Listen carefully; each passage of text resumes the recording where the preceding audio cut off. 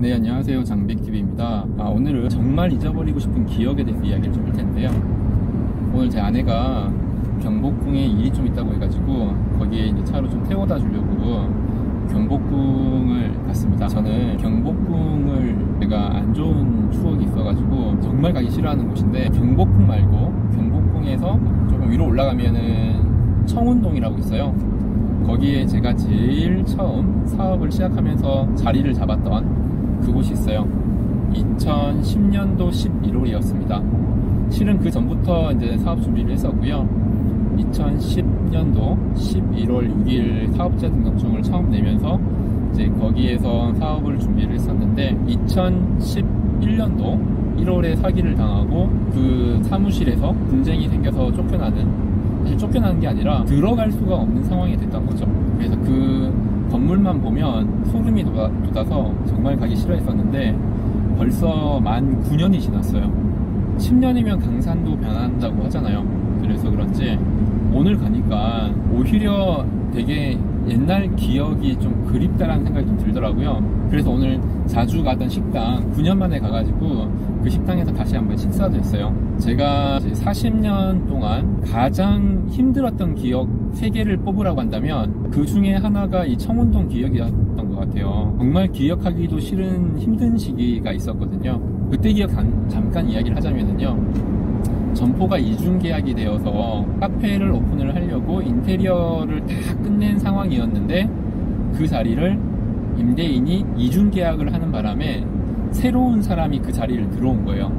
그 인테리어 공사를 다 뺏은 거죠, 저한테. 물론 그분도 저와 같은 동일한 피해자였지만 나중에 알고 보니까 임대인과 짜고 치는 고소톱이었어요. 그러니까 뺏은 게 맞아요. 분쟁을 하다가 이제 제가 거의 아주 힘들어지는 상황까지 오게 됐는데, 민사에서 형사로 가는 것도 쉽지가 않거든요. 그래서 하루아침에 저의 일터가 없어지는 시기였어요. 그때 제가 얼마나 힘든 시기였는지 그 기억나는 게 하나가 있는데요. 카페를 오픈하기 위해서 모든 종잣돈을 다 끌어모았을 거 아니에요. 그 당시에 제 나이가 31였기 때문에 그렇게 많은 나이가 아니었어요. 32이었겠구나. 그렇게 많은 나이가 아니었고, 그래서 그때 제가 살던 곳은 원룸이었습니다.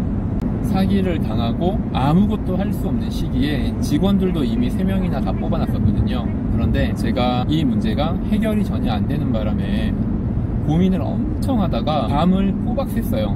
그 제가 살던 원룸에서 밤을 꼬박 샜는데, 새벽 5시 반쯤 되니까요, 창문이 푸르스름해지더라고요. 왜냐면 해가 떠오르니까요. 깜깜한 밤이 지나고 밤새도록 제가 고민하면서 잠을 못 자는 그 시기에 창문이 점점 푸르스름한 색깔로 밝아오기 시작한 거예요. 그 푸르스름한 창문 색깔이 제가 생각하는 가장 잔인한 색깔이었어요. 해가 떠오르는 게 저한테 너무 큰 고통이었거든요. 왜냐면 시간이 점점 지나면서 밖이 밝아오잖아요. 그러면 8시쯤에 출근을 준비를 해야 돼요. 제가 일하는 그 일터를 가야 돼요. 그런데 그 일터가 없어진 거예요. 직장이 아니라 내 창업했던 그 카페, 내 모든 돈을 부었던 그 카페가 지금 없어져 버린 거잖아요. 아무런 보상 없이 분쟁만 생긴 거예요. 그리고 8시가 되면은 제가 뽑았던 직원들한테 문자를 남겨야 돼요. 직원들은 이미 그 전부터 저희가 메뉴 개발을 하고 이러면서 몇 개월간 월급을 주고 데리고 있었거든요. 한 2-3개월 정도를. 그 직원들이 이미 나의 직원들이 되었는데 하루아침에 이 카페가 사라져 버렸기 때문에 8시가 되면 그 직원들에게 얘기를 해야 돼요. 어디로 오라고. 그 시간이 다가오는 게 너무 싫은 거예요. 아침 8시가 돼버렸어요. 밖은 이미 다 밝아졌고 바깥은 출근하는 사람들의 이 어떤 소란스러운 소리가 들리는 거예요. 그때 바라보는 태양이 진짜 저주스럽더라고요. 8시에 문자를 보냈습니다. 제가 창업하려고 했던 그 자리 근처에 12커피라고 하는 카페가 있었어요. 12커피 되게 맛있거든요. 12커피라는 카페가 있었는데 그 주소를 제가 직원들에게 문자로 주면서 그쪽으로 출근을 해달라, 그 카페로.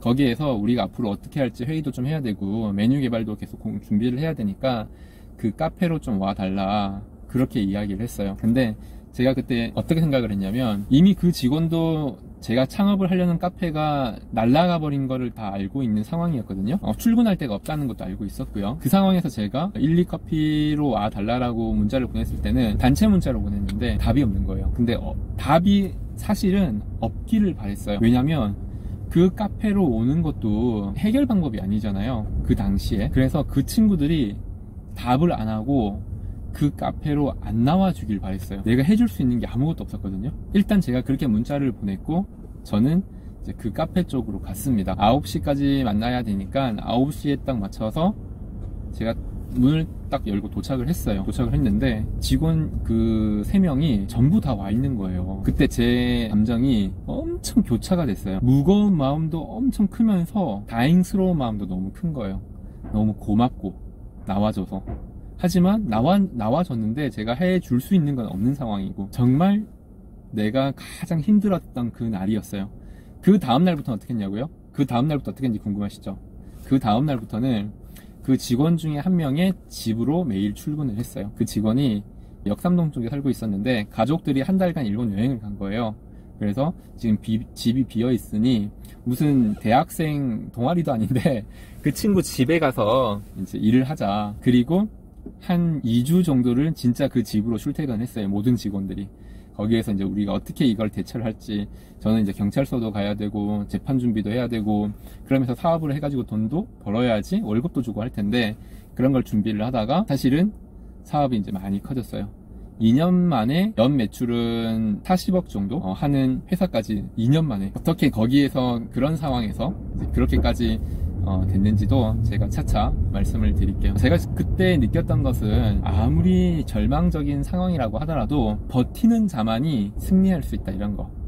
너무 식상하고 상투적인 이야기이긴 하지만 이걸 정말 겪었던 분들은 이 말이 절대 상투적일 수 없습니다.